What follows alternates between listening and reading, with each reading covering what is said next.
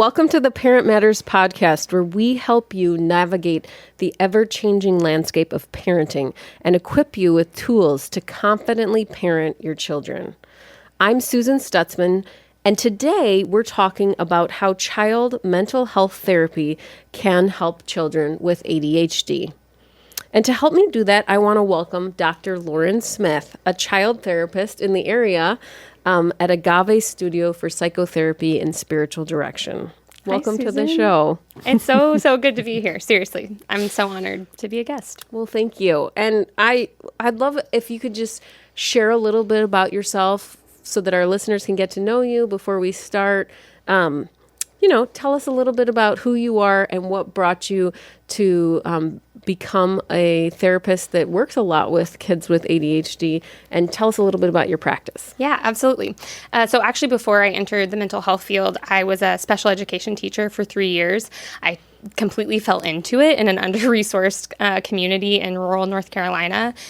Did not know that was a thing that could happen. But of course, my experience with ADHD really, I think, started in that context. Was working with a lot of children with co-occurring diagnoses or co-occurring exceptionalities in the school setting. And ADHD was often one of those diagnostic sort of presentations. And so I was also working with a lot of trauma-impacted children in that community, and that really was what led me back into the field, was kind of trying to figure out how to tease apart these different diagnoses and how they can actually overlap, and then also really gaining the tools to treat these concerns, because I was seeing so much in the classroom that I couldn't necessarily respond to, because I was responsible for teaching these children. I really wanted to gain the tools to do that. And so since I have been in my clinical training, I just graduated with my doctorate in August. Congratulations. And so I now have, thank you, I now have a few years of training under my belt and predominantly have been working with children, often with ADHD as sort of the primary or sole diagnosis, but then more often than that, children who have symptoms of ADHD as well as other diagnoses, anxiety, trauma, depression, all sorts of things. And so I've been doing that for the last few years, and even got to train here at Kid Matters for a short time, which I really loved. And so now I'm working actually more with adults than I have in the past, which I really love. And you had actually told me in my training that working with children makes you a better adult clinician, and I have found that has been true, but I'm still working with children as well, and absolutely love that work. Cool.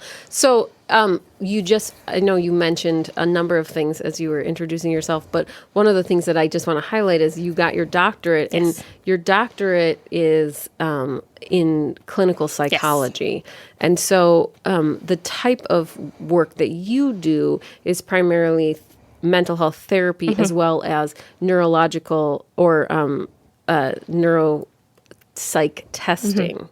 Correct? Yes. Yeah, so I don't specialize in neuropsychology, but I do have experience with neuropsychological or school neuropsychological testing predominantly. Okay. So looking at things like ADHD, learning disabilities, reading concerns, those sorts of things, autism spectrum related concerns. And so that is something that I do have training in as part of my program. But then there are also psychologists who specialize in neuropsychology, which, that encompasses so many different things, right? And so I do specialize in therapy predominantly with children, and actually now have a certificate in infant mental health as well, so working with children 0 to 5. So that is sort of where I specialize, and often that requires, assessing some school-related concerns or concerns that will impact children in the school setting, which would require some school. Well, I want to have you come back on and talk about infant mental health, because that in and of itself is fascinating. Yes, agreed. And really important, I think, to set the foundation for children when they are when their brain is growing so quickly and rapidly, and then after that 5 years, one of the things, I'll just name for our listeners, is that oftentimes then our brain starts to prune back. It's like, we just have so many neurons when you're born, and then we are figuring out which ones we need to use, right? So it's kind of like, which paths are we going to drive the most on, right? Yeah. And then clearing those so that they're easier, versus having every road available to us. Yep. Yeah. But it's important, and it's an interesting topic, especially related to ADHD, And so, let's have another conversation about that. Yeah, but sure. but before we, but I'm just so tickled that you're here. So thank you. And so good to be before we jump into talking about how mental health therapy can help children, especially with an ADHD diagnosis, can you just define for our listeners what you're referencing when you use those letters, ADHD? Yeah. So ADHD stands for Attention Deficit Hyperactivity Disorder. This encompasses a number of symptoms.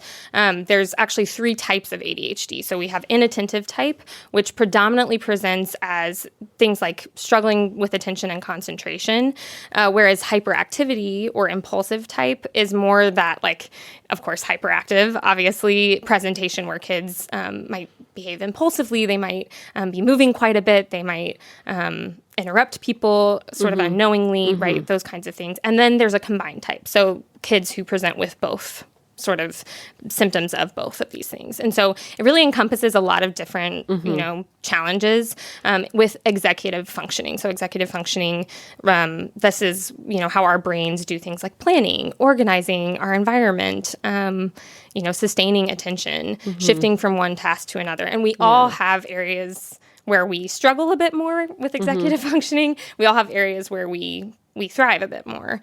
Children with executive functioning disorders or diagnoses tend to struggle a bit more than those of us, sort of who are considered, quote unquote, typically neurodevelopmental. Right? Okay, yeah. And so I think there's just so many different components to that, but that's kind of generally what we mean. And I did listen to your series with John, and I know he sort of distinguished it. Yes, this sort of encompasses what we used to consider ADD. Now all falls under the umbrella of ADHD. Yeah, no, that's good. And I think, just so that the listeners who are being able to, follow along, that we make sure that we just define these things. Yeah. And I also just want to link back to what you said when you were introducing yourself a little bit about how your work with children, especially in school systems, and helping them realize or starting to see that cognitive functioning, so that those higher level brain functions, right, where you can actually know what you're doing when you're doing it. They're not just automatic, right? Totally.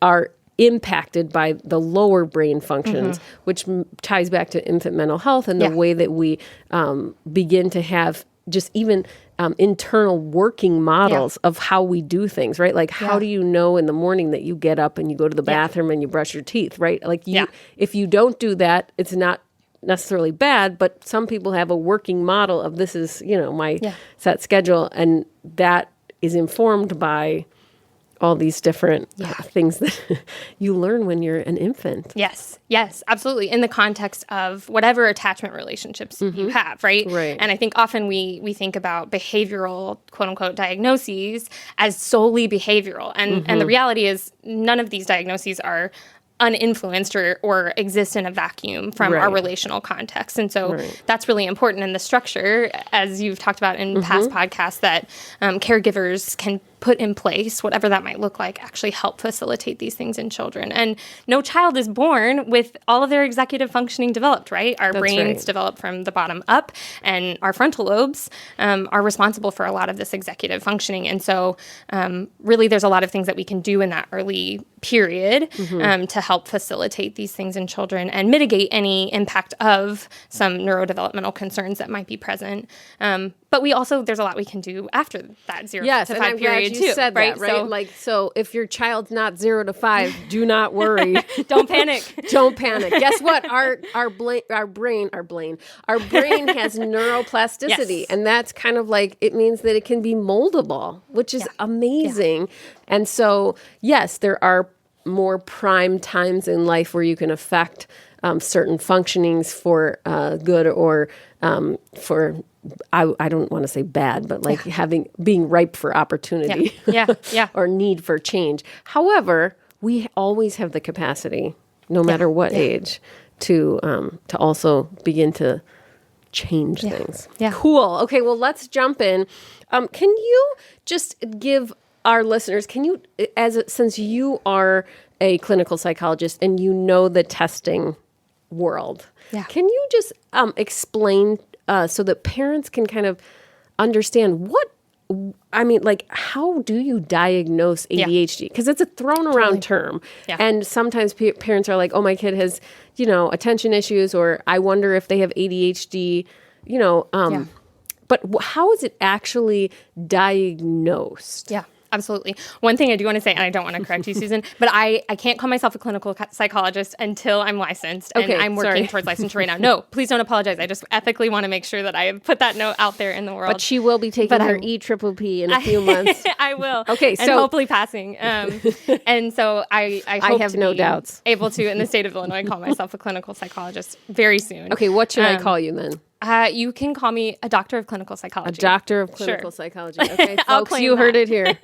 Doctor of clinical psychology. Yeah. Okay. So sorry. And so that's fine. In terms of diagnosing ADHD, there's a number of avenues that can be taken. Often what we see is that children are diagnosed by their pediatrician. Okay. When children go to their pediatrician, there's a screening, right, of various symptoms or behaviors that the child might be manifesting, and the parent is answering, yes, my child does that. No, my child doesn't do that. And that's often what that seems to entail. Right. I mean, because I can diagnose it, you can diagnose it without a battery of tests. Exactly. So you could also go to a mental health professional, and through a comprehensive sort of intake interview where we're assessing for a number of different types of symptoms, ADHD might be diagnosed in that context as well, or over a period of time in treatment with a mental health provider. That's a list in a diagnostic manual that's standardized. Yeah, the DSM-5 is what we're currently using. So TR. The TR is out. Oh, it is. Yes, right? It's all very confusing, right? There's so many different now iterations of the way that we understand diagnoses, which I think is one of the really confusing parts for parents, right? Because, again, right, not that long ago, within my lifetime, ADD was the common terminology, right? And so it's really hard to keep up with all this stuff as parents. And so I think it can be really overwhelming. And one of the benefits of coming to a mental health professional is that they have more time, right, to delve into these concerns and to really fully assess and spend time with your child and determine what the proper diagnosis really is, or diagnoses, right? Many kids experience co-occurring diagnoses.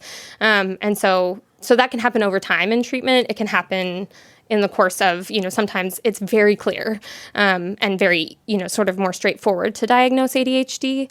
And so that can happen sort of within the first couple of sessions. Sometimes what's required is a more formal battery, which you referenced before, of very specific types of measures we can use to help assess formally for an ADHD diagnosis, along with other possible co-occurring or, primary diagnoses that may actually be presenting as ADHD, sort of what we see. And so there's a number of different things that we can do. Sometimes that's what we call self-report measures, where the parent will be filling out a whole slew of very comprehensive questions about what their child might be experiencing or what they've observed in their child.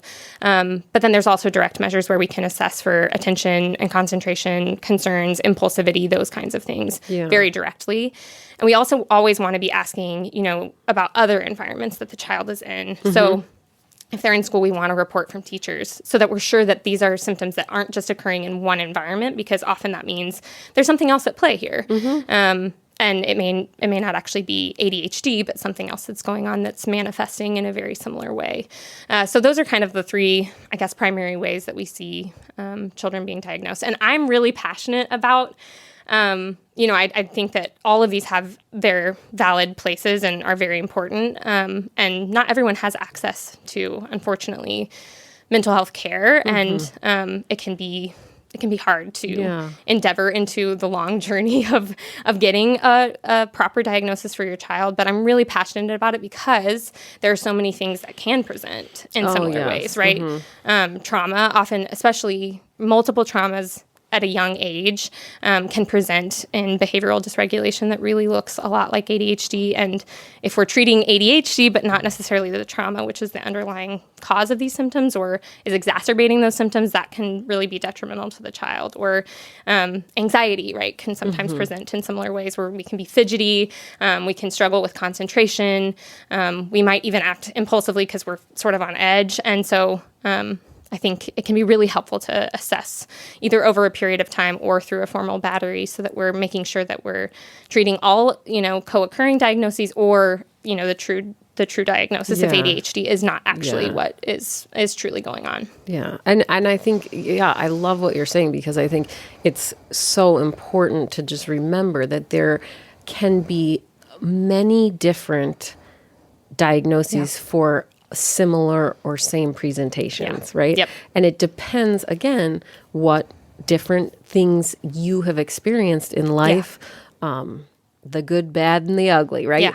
I mean, you literally, what you have gone through will begin to shape the way that you interact with the world, number one, but also your, almost like a grid, how do you see the world and then how do you adapt, right? Yeah. And so some of these behaviors may have actually, in some cases saved people's lives, right? Yeah. But also have helped them cope, right? Yep. If they were in situations where they didn't necessarily have what they needed, whether it was purposeful or unpurposeful, a parent was going through a stressful time, et cetera, what have you, somebody passing away. I mean, just these things have impact children in a way that sometimes we don't always understand as parents. Yeah. And so I think it's important, like what you're saying, if you have the opportunity to be able to tease it out so that you can get the help that you need. Yeah. Specifically because there are really wonderful tools and ways to create change, I would say, there's so much hope. Yeah, absolutely. That's what impresses me so much the more that I'm on this journey as a mental health therapist of seeing the change that can occur over and over and over again. That's what gets me up in the morning, literally, I'm like, oh my goodness, this actually works.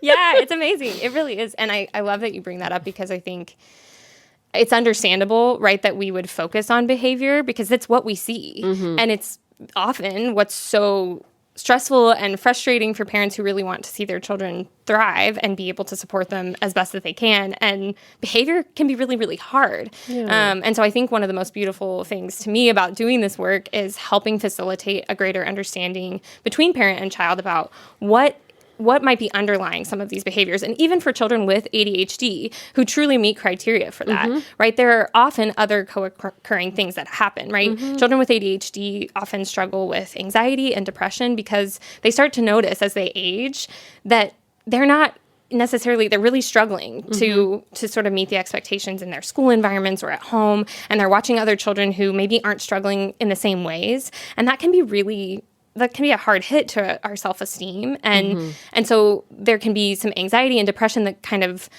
exists alongside the ADHD that then can exacerbate things like impulsivity, or, you might start to see your child behave aggressively in a way that you have not seen before. And that can be really, really scary and concerning as a parent, right? Or as a caregiver. And sometimes these are expressions of some really deep-seated self-esteem concerns that can happen when we see ourselves in comparison to other kids and start to wonder about, why is it that I struggle with these things that are expected of me? And so I think helping parents understand these other concerns that can be going on in addition to, behavior, right?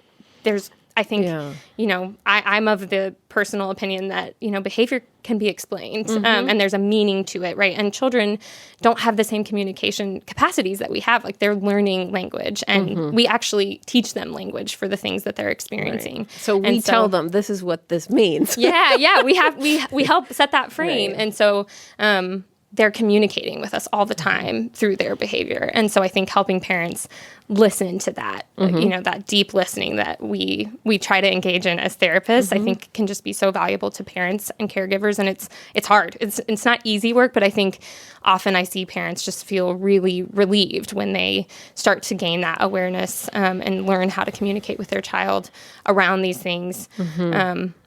Because there's a lot of pressure to respond to behavior, and that's understandable. Yeah, no, I think that's great. Okay, so now that we've talked about how ADHD is diagnosed, I wonder, can you just touch on different types of therapy in the mental health world? So I just will name, because it's important to name, that you can do OT work, you can do, you can do all different types of, you can do movement therapy, you can do all these things, but what we're talking about is mental health. So it's more addressing our brain and the way in which it's growing, and then it's malleable, and how we can actually affect the change. We're not talking, I mean, you can do medication therapy as well. We're not talking about medication right now.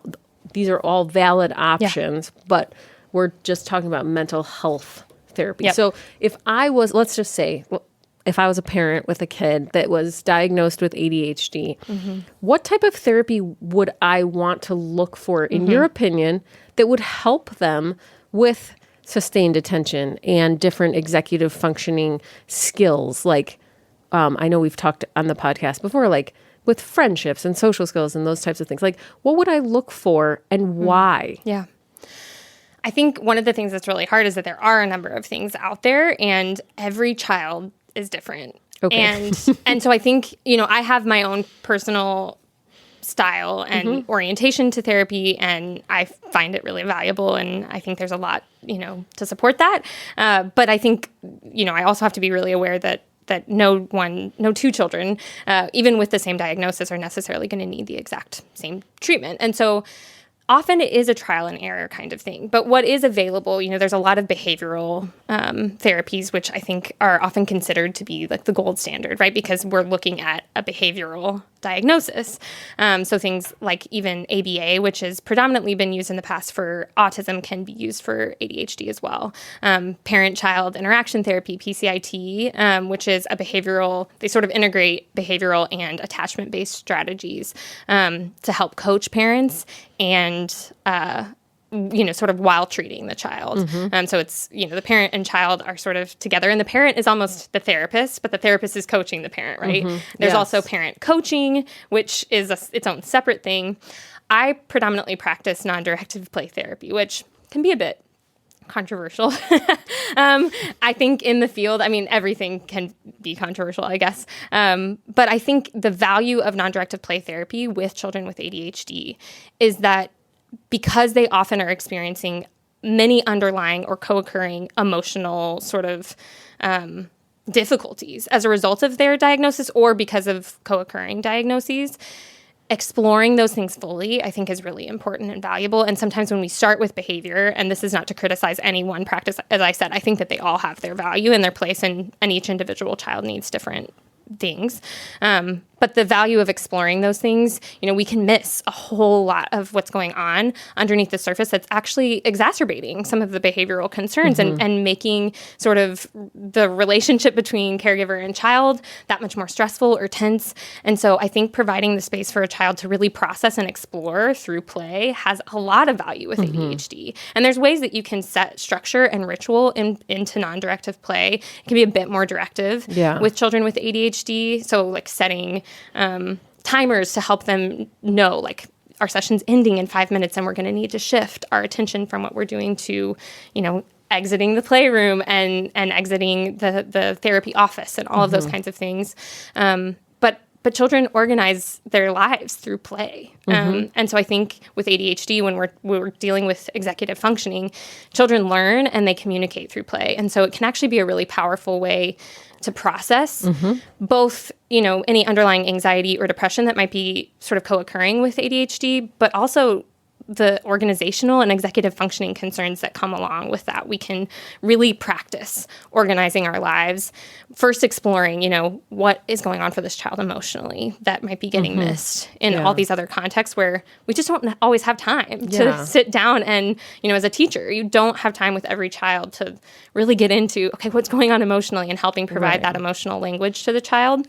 Even if you're just told no multiple times a day or don't do that, right? Totally. It can cause even more anxiety because it's like, well, nobody else is being told no, or I'm doing the wrong thing, or having strikes against you, or, colors or coded. And again, not that you can't, or there's no, I'm not blaming or shaming or saying that's the wrong thing, right? But sometimes we use techniques to manage a classroom, and the children need to discuss their anxiety and what's going on, again, like you use the word co-occurring at the same time, right? Parallel to not being able to focus, they're also anxious because they can't focus, right? Totally. Or that they're going to get, a strike, or they're going to get, and again, not that you can't have rules or because then nobody would learn, right? Right. Yeah, in classrooms. But I love that you're saying that this, non-directive. Also here at Kid Matters, we utilize Theraplay. Yeah. So all my therapists here are trained in Theraplay. And Theraplay is another approach where we use play-based activities to teach directive skills. So like executive functioning, like, we're going to teach parents how to do simple tasks in a playroom that can translate over at home. You don't necessarily have to do the activities at home.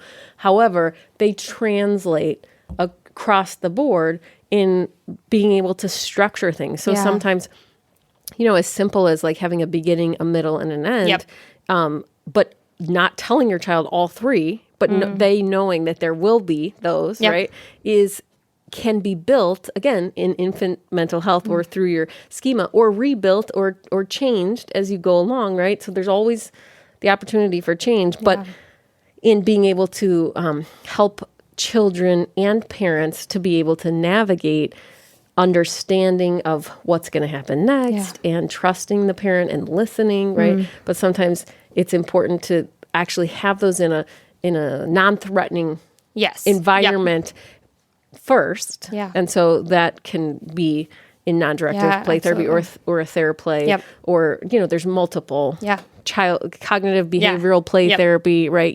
Like teaching different things. So like helping them to have that patience to wait, maybe from when they're going to move to 1, 2, 3, go, right? Instead of just going whenever they feel like it. Exactly. Or what have you, right? And yet play is a child's first language. I mean, if we really boil it down, I mean, when a child, when a baby comes out, it's this mirroring, this back and forth, like they cry, we interact, right? They smile, or we smile, they smile. Their eyes light up, that, and then they start using toys and they begin to explain things. So toys become like their words.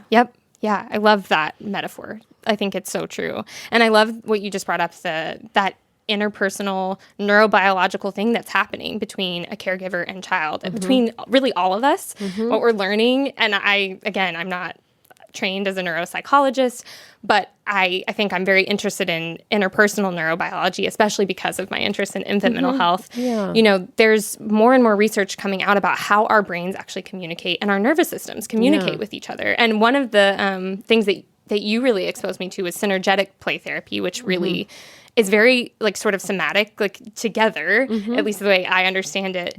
We're naming what's happening in our bodies, right? The therapist, it's very non-directive, but the therapist is picking up on cues. Our brains actually do this, right? We can deeply listen to each other effectively, emotionally, with our bodies, which sounds very strange, I think. But this happens between parent and child and caregiver and child, but we can miss these things throughout the day. And I think the value of naming what's happening in our bodies, so like in synergetic play therapy, you're kind of, as the therapist, naming what the child hasn't yet been able to name, right? So we're picking up on how jittery the child might be. Oh, I'm so nervous. Like I feel my hands shaking, right? And putting that language into the room so that the child understands their experience. And with ADHD, it's so easy for the child to miss all these internal cues because they are sort of split between their focus on all these different things. Really paying attention to bodily cues can be a really important focus of treatment, and doing that in a sort of non-directive, non-threatening way with the child can help them slow down. Sort of helping the child sort of process and name and label, and then that allows the nervous system to sort of regulate and slow. And we can do that in a way that is both sort of non-threatening and indirectly direct, right? Right. And so I think there's a lot of value to those kinds of approaches that help children start to regulate their own bodies and their own sort of awareness of what's happening to them internally and what that's signifying to them that they might be missing. And a lot of tips, and I just want to name this because as you're saying this, I'm like, oh my goodness, we could also talk about this, go in There's this so direction. many things. But like the sensory component that a lot of kids that have ADHD, right, they don't necessarily filter like we do. Like there's so much stuff, like even in this room right now, like why am I able to focus on you? Yeah. Right. And so sometimes as parents, I would say it can be really, or caregivers or teachers or even as therapists like that are learning these things, being able to focus on one thing is actually a skill. Yeah, totally. To be able to tune out that there are all these other things in this room or distractions, right? And so part of the therapeutic process, right, is to name that so they can become aware, because we know through I'm not a neurobiologist, but like I've read a lot of neurobiology, that where your attention, goes, or where your thoughts are, that's where your attention and all goes, right? So if you can't filter your thoughts or move them in one direction, it can be really overwhelming as a child.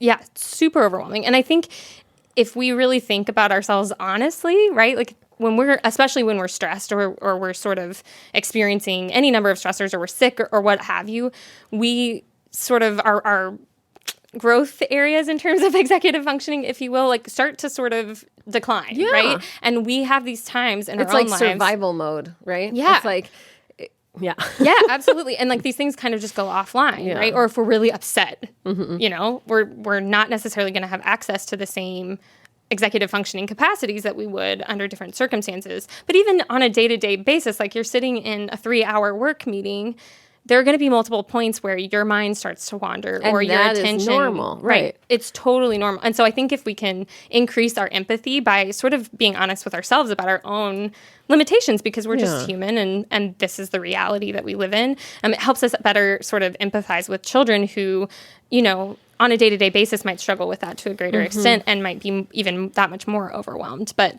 I think even as adults who might be considered neurotypical, we still have these same difficulties at times. And so I think that can be helpful for us to just have a little bit more compassion and understanding for children. It's like on a continuum, I feel like. Totally a right? continuum. So like with COVID, like, we're nearing the 1-year anniversary of when we as a country in America went on lockdown. But it was even before that, right? They were all over the world. But I will say, like realizing like our capacity for empathy, for just for holding people's stuff, for parenting our children, for making dinner, right? Like those things have decreased because of the stress, and realizing that like even that as an example is like, like on a continuum. So like when the world opens up a little more, when you can go out to eat, when you can have conversations with your friends in a group, right? Not over Zoom, your capacity might move along the continuum a little bit differently, right? And so the same thing with children, I would say with ADHD, depending on the environment and the supports that they have, it can really affect the way that they interact with other things in life. So then if your childcare says, hey, I'm not coming today, you might have more capacity than if yesterday, you were masked, you don't have friends, that you can talk to in a group, everything's online. You had to make breakfast, lunch, and dinner. I mean, like all of these things. So. Yeah. Oh my goodness. It brings up so many different things because I think even for children who, have ADHD and are in treatment and see significant progress, it's not a linear journey, right? And so there are going to be periods of time where they might be more stressed and they might be more than apt to sort of start to display similar behaviors to, the beginning of their treatment and their sort of journey in that way. And so that can be really distressing to parents. Like, oh, we did all this work and we thought that it was successful, and look at what's happening. And I think now is especially a really hard time in that way. If you're a caregiver or a parent of a child with ADHD and you're home right now, and they're home right now, and they are, expected to be paying attention to school online, and computers are just, they give us access to the entire world at our fingertips. I mean, it's understandably distracting for children across the spectrum, right? Like children with ADHD, children without ADHD. And so I think right now, especially, caregivers can be really, really overwhelmed, understandably so. I mean, they're expected to do so many different jobs all the time, but especially now. Yeah. And so, I just, I know this is a rabbit trail, but I'm thinking about how even, a number of years ago when we grew up, right? Like not having the access to the fast pace ability, right? So like I remember as a child, yes, when we got our first computer and, different things, but it was dial up, Now everything was slow. Everything is like at your fingertips. Yeah. And so that actually is a component that's important to realize, that for people that don't struggle with ADHD, but kids that do struggle with ADHD, it's even harder because of the rapid amount of information that we get, and how do they filter that out? Or if we're sitting in front of Zoom and it's boring, of course you want to look at something else. Definitely. Or you're thinking about something else, right? And we don't have enough time to process it all, so then our mind might wander. Anyway, that's a topic for another day. I mean, it is. There's a lot of, I think, rabbit trails with this topic for sure. Okay, I want to talk about how therapy can help children with ADHD thrive. But before we do that, let's take a quick break, because I want to tell our listeners about a free resource that we have for you. If you're parenting or a caregiver of a child with ADHD or even not ADHD, we realize that many parents and caregivers can struggle to feel connected to their children. And just like Lauren and I have just been talking about, oftentimes we can get so busy with school and work that we often forget to take time to just connect with our kids. That's why we've put together at Kid Matters a free 5-day parent challenge where I will send you 5 emails, one each day, with high impact, easy to do activities that you can do in 5 minutes or less, or you can do them for longer if you choose, but in 5 minutes or less, to create these meaningful connections. And it really, as Lauren and I were talking, can be helpful in a directive way to play with your children, to get to know them a little bit better, to build that empathy, to help you develop deeper connections. If you're interested in this, go to the Kid Matters website, kidmatterscounseling.com/challenge. Just encourage you. Kids grow up so fast, so don't wait. And also, just as a quick disclaimer, the topics discussed on this podcast should be considered a matter of personal opinion. I know we've been talking about that. This is our how we see the world, different opinions. But just to let everybody know, these conversations do not reflect professional advice. If you or your child is in need of mental health counseling support, please search out a licensed counselor. And at the end, we'll talk about ways that people can find you, too, and where you're practicing, because she is in the great state of Illinois. Okay, I am. So Lauren, tell us how therapy can help children with ADHD thrive. What are some of the ways? How do we know this from research? I know you've talked about types of therapy, but how can therapy help children thrive? Well, I think one thing we're hoping for in therapy is that we're creating new neural pathways, right? And we kind of have been talking about the neurobiology, what we kind of understand about that. But because we have this neuroplasticity, we can create new understandings and new ways of new connections, right? And so behaviors can change through through these new connections. I would argue that often that's happening in relationship, right? As I said before, our relationships help structure our lives. They help us understand the world. They help give us language for our experiences. And so I think often what therapy does, whether it's behavioral therapy, whether it's a blend of behavioral and attachment-based sort of approaches, whether it's non-directive attachment-based play therapy, we're giving children language for their experiences. We are sort of providing a non-judgmental space where they can come with their full selves, right? All of the things that may sort of make them feel ostracized at school or make them feel bad at home, right?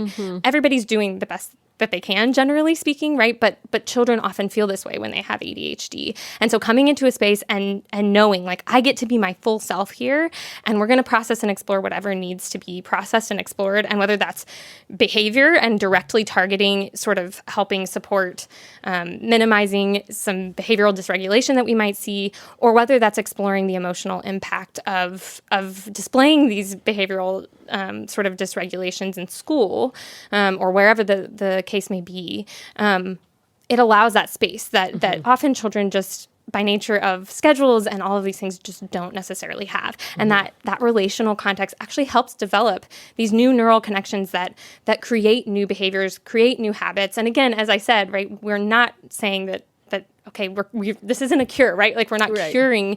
Everybody, sort of experiences dysregulation at different points in their lives, and that's going to vacillate. But it really helps support and create a foundation for new behaviors and new ways of seeing the self and understanding the self and our worlds. And I think that that's really valuable to children who often feel really misunderstood and don't necessarily understand their own experiences and why they may be struggling in the way that they are. Yeah. No, I think that's so important to share with our listeners. But also, as you were talking about it, it reminds me of, like, when I've had really fantastic experiences, like, I love to eat. So, like going to a place where I can get something, and I'm lactose intolerant, so I could get something that's amazing. And, I will never, it's almost like I won't forget this experience, even if it's one time, right? Or I only go once a month or once a year. It still lives in my mind, and it gives me hope that there could be something else. And I search out or want to cook better, right? I don't, I do like to cook, but I don't always have a ton of time. But I know, oh my goodness, food could taste this good, right? Yeah. And so I think that is, if I may, and tell me if I'm wrong, but there's part of a relationship that's ongoing, that's therapeutic for mental health. There are lots of different components that it's helping with, but one of them is laying a foundation that we can be in a space and talk and feel safe and in our body, not that they aren't safe, but like a safety of being able to just say and do things and process through them, and know that there can be people that can help you to filter things out, and then help those kids find those other helpers too, right? Because sometimes it can feel so ostracizing to have a diagnosis or to not necessarily know what's going on with yourself or as a kid, because it takes a while to understand or know what's going on for children. And if they're told a lot, don't know, or they have all these problems, and then they can manifest in all different ways, this can be a new and reparative experience. Yeah. And again, no blame on parents for not knowing or it not being aware, but sometimes we just don't know. And then all of a sudden it's like, man, these symptoms keep showing up. Maybe we should check it out. Yep. Yeah, and I think, therapy is, hugely important. I'm obviously a huge advocate of therapy for so many reasons, but, especially for children. I think that's something I'm so passionate about. And it's one part of a holistic sort of approach, right? I think most children need, all children need supports in many different places, right? So I think whatever your approach is, I think parents are always going to be involved in the conversation. How do we support parents? Right. This is another benefit to therapy, right? How do we support parents as they support their kids? How do we support caregivers? And that's hugely important because often caregivers also feel really alienated and they might experience their own really intense or distressing emotion around what their child is experiencing. And understandably, that can then impact their ability to respond and know how to respond. And that's completely understandable. So I think we definitely want to support parents. We want to advocate for children in the school systems.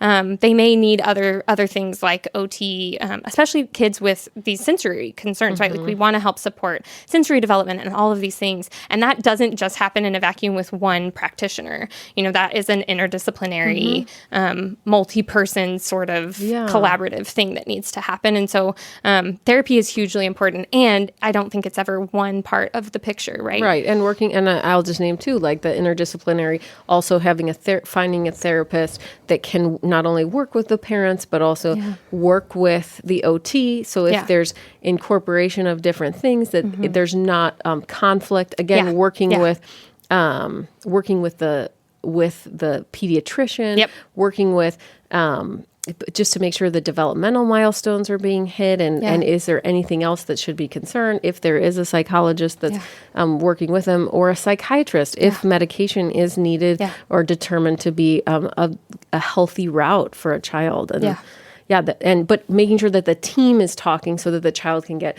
the best out of all of it, which is basically a full-time job for any caregiver. Yeah, exactly. Yeah, it can take so much. It's a lot. Yeah. It's a lot. Yeah. Oh my goodness. Okay, well, Lauren, we've talked about a lot of stuff today. We have. And I want to have you on again to talk about infant mental health. Man, I'd love that. But, before you go, is there anything else you think that we should know about ADHD that you didn't get a chance? Or are there any books or resources that you would recommend parents to utilize? And then we can put those links in the show notes. Yeah. A couple books that I always recommend are The Whole Brain Child and the Love Dan Siegel. Yeah. No Drama Discipline. No Drama Discipline workbook. I will say that one thing I've found about that is, parents definitely need to work on their own regulatory capacities, right? Like we need to be fairly regulated to be able to access the emotional resources needed to help our children regulate. And so which is hard. It's hard. Oh my goodness. So parents and caregivers, it's okay if you also need support, like professional support. Totally fair. If you need your own therapy, if you need your own it's place not just to okay. process these things. I think it should be mandatory. Yeah, absolutely.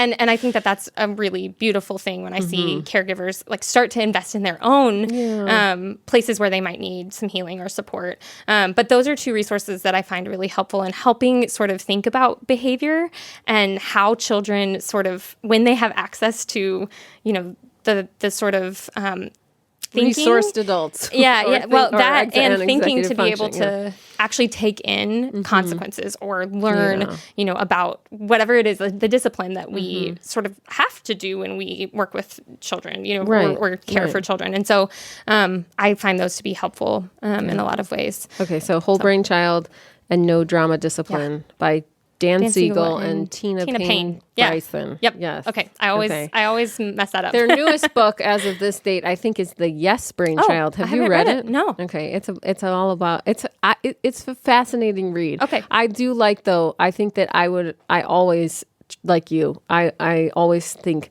that starting with the Whole Brain Child to understand even the children's capacity, and one of my favorite resources in the Whole Brain Child is in the back. It tells like developmentally what your child's brain is doing, what you should expect. And it's a helpful guide for parents because there's so much information all over.